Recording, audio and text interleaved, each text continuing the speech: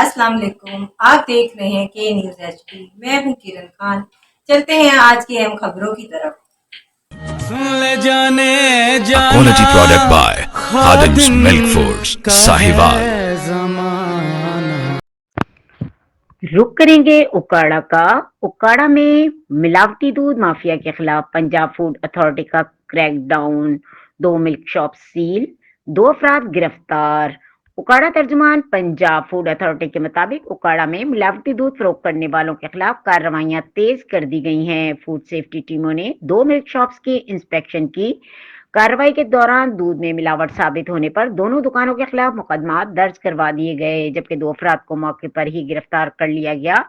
مزید برآں ملک شاپس کو اصلاح تک بند کر دیا گیا۔